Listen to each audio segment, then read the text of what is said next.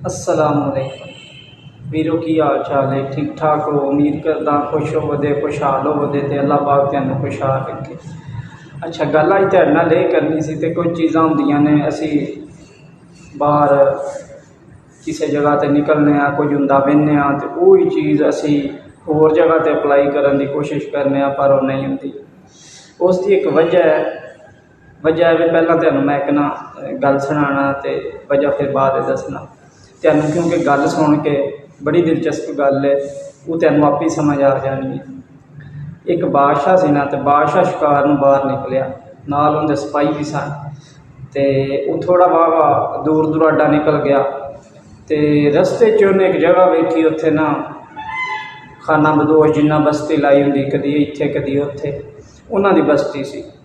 ते उन्हें फौज नूं कहा इत्थे ना तुसीं पड़ाओ करो, इत्थे रात कड्ढने।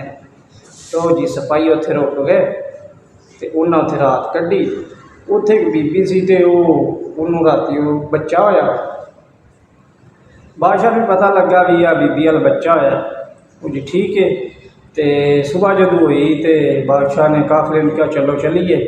तो वो जो खाना बदोश सन ना, उन्हें भी अगर कूच करना सी, उन्हों का भी टाइम से अगर कूच करन दा, तो उन्हें भी समान बन लिया। अच्छा, बादशाह वेंदा पिया भी जिहड़ी बीबी नूं राती बाल होया ना, उन्हें सिर के उत्ते छज चुकिया, उत्ते वो राती जिहड़ा बच्चा होया उन्होंने उत्ते लटाया तो टुरी जा रही है। बादशाह बड़ा हैरान होया भी राती इहदे बाल होया तो हुणे टुरदी भी जांदी पई है।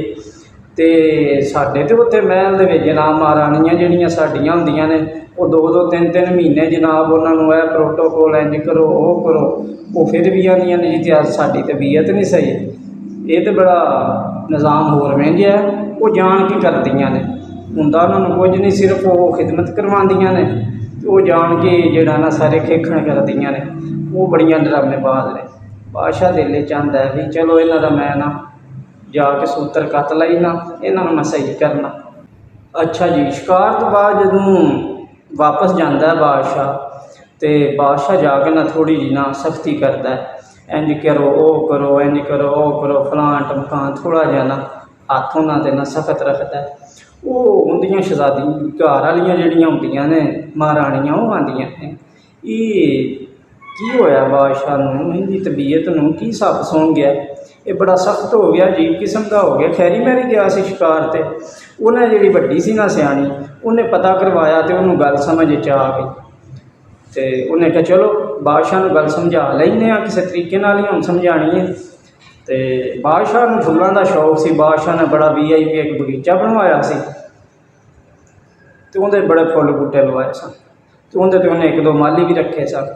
वो मालियां नूं ना वड्डी महारानी ने बुलाया, उन्हें आख्या तुसीं पता की करना है, तुसीं 2-4 दिन जिहड़ा ना इन्हां बूटियां नूं पानी नहीं देना, इन्हां एवें रखना।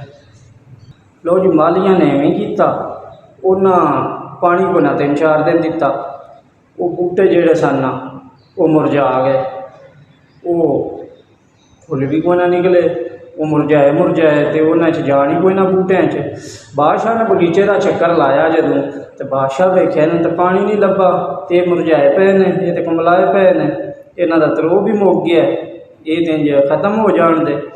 उन्हें मालियां नूं सद्दिया तो उन्हें कहा तुसां इन्हां नूं पानी क्यों नहीं दिता। उन्हें कहा जी महाराणी साहबा ने ना मना किया सी भी तुसां 2-4 दिन पानी नहीं देना, असा पानी नहीं दिता तो इन्हां दी ये हालत हो गई है। वो आंदा चलो महारानी ने भी पूछ लेने उन्हें जी क्यों किया। लो जी, वो महारानी को टुर गया तो जाके कहन लगा जी तुसां क्यों मना किया मालियां नूं पानी देन तो। महारानी आंदी है तुसीं जदों शिकार ते गए साजे जंगल दे विच, उत्थे किन्ने फुल बूटे सन। उन्हें कहा बड़े सन। उन्हें कहा फुल भी सन, बूटे भी सन, होर भी दरख्त सन। उन्हें कहा जी बिल्कुल है सन। तो उन्हें कहा उत्थे कोई माली भी वेख्या जे। बादशाह कहन लगा नहीं माली तो कोई नहीं सी, तो उन्होंने पानी देने वाले वेखे जे कोई नहीं वेखे, उन्होंने हिफाजत करने वाले कोई नहीं वेखे। उन्हें कहा फिर भी वो सरसबज सन। उन्हें कहा जी बिल्कुल सरसबज सन।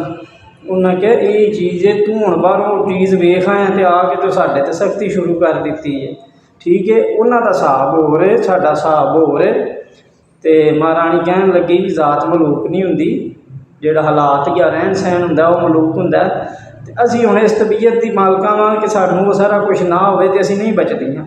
ਤੇ ਤੂੰ ਆ ਕੇ ਸਾਡੇ ਤੇ ਹੱਥ ਸਖਤ ਕਰ ਛੜਿਆ, ਸਾਡੇ ਤੇ ਸਖਤੀਆਂ ਸ਼ੁਰੂ ਕਰ ਦਿੱਤੀਆਂ ਨੇ। ਤੇ ਇਹ ਸਿਰਫ ਮੈਂ ਜਿਹੜਾ ਮਾਲੀਆਂ ਨੂੰ ਆਖਿਆ ਨਾ ਤੁਸੀਂ ਪਾਣੀ ਨਹੀਂ ਦੇਣਾ, ਤੁਹਾਨੂੰ ਇਹ ਗੱਲ ਸਮਝਾਉਣ ਵਾਸਤੇ ਇੰਜ ਕੀਤਾ। ਤੇ ਵੇਖੋ ਮੁਰਝਾ ਗਏ ਨੇ, ਇਵੇਂ ਅਸੀਂ ਮੁਰਝਾ ਜਾਵਾਂਦੀਆਂ ਸਾਡੇ ਤੇ ਤੁਸੀਂ ਅਗਰ ਉਹ ਹੀ ਹੱਥ ਰੱਖੋਗੇ ਬਾਹਰ ਜੰਗਲ ਵਾਲਾ। ਤੇ ਉਹ ਬਾਦਸ਼ਾਹ ਨੂੰ ਗੱਲ ਸਮਝ ਆ ਗਈ।